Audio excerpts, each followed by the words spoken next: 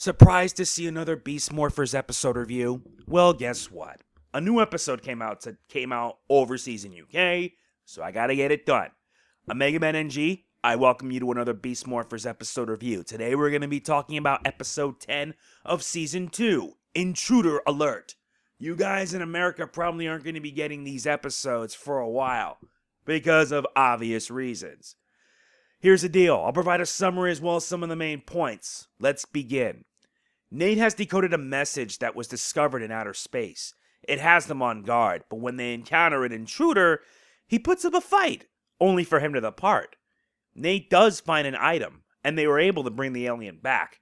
Vivixs, meanwhile, has run out of Morphers, only for him to encounter Ryjack, who offers a proposition.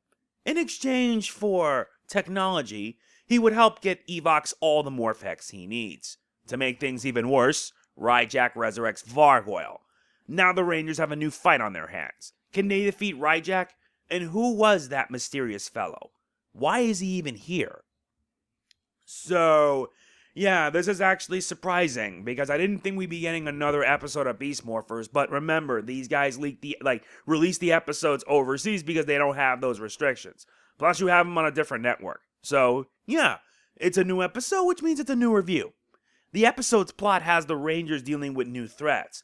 First, from a mysterious being who is made of metal, and what's worse, he can't even speak English, yet, and the other a bounty hunter named Ryjack.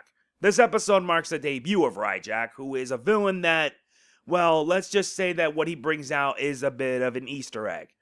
And yeah, there are Easter eggs like in the previous episode, and it's one of the most insane. Why is that? Well, during a scene when Ryjack shows up, he brings new foot soldiers. He brings the Putty Patrol from the original Mighty Morphin Power Rangers, along with the Vivixs from Dino Charge. And considering that they did mention Dino Charge, the crossover is coming, I assure you. It's interesting to see the Rangers take on the Putties and the Vivixs, which means it's old school versus new school. I found this a bit giddy, I'm not gonna lie. I mean it. It just made me giddy seeing them again, and they even brought back the sound effects. I freaked out over that, and that was awesome. As for the metallic being himself, we have a name. His name is Captain Chakku of the G5 Galaxy Police Force. He's out to find and destroy Ryjack. He actually teams up with the Red Ranger, though I have to wonder if this is part of a crossover thing that happened in Japan, where Space Sheriff Gavan pretty much teamed up with the Go Busters. They did team up with previous Rangers like the Decker Rangers and the Q Rangers. It's interesting because he's, like I said, Captain Chakku is the American version of Space Sheriff Gavan. This is also the second time a character from Metal Heroes appears in Power Rangers, though he's actually the third. First was the B-Fighters from Forever Red, who end up becoming the bad guys, and the second was Skyfire in Super Ninja Steel.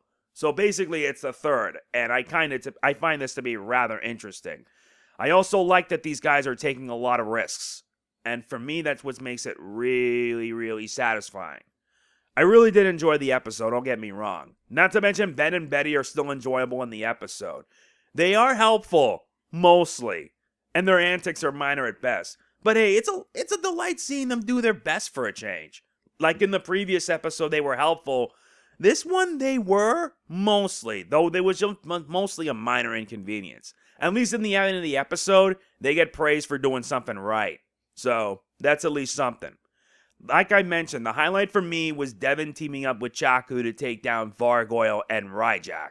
I'm surprised they brought Vargoyle back, because he was just like a one-and-done villain, but now that he's back, I don't know. I'm curious to see how they're going to pull this off. And I like how Chakku gets plenty of screen time to show what he can do.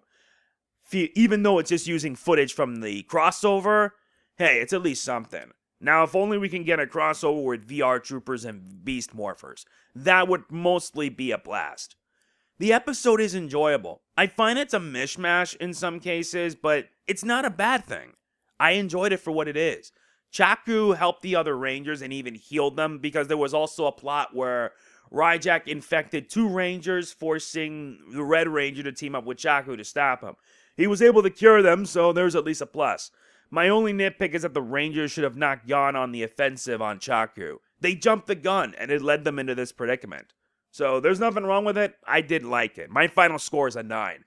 Really good episode, really good all around. Nice we get to see another crossover. But I hope that, yeah, with this season and the fact that we're going to be getting a crossover with 2 other Ranger teams, I only hope these guys can pull it off well enough.